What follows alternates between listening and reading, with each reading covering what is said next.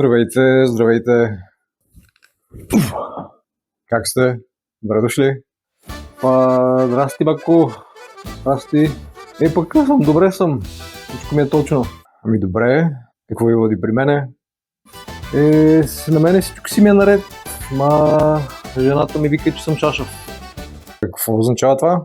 Въобще се събуда и не мога да дишам чат пап. Всичко си ми е наред. Потискате ли си гнева, тъгата? Не.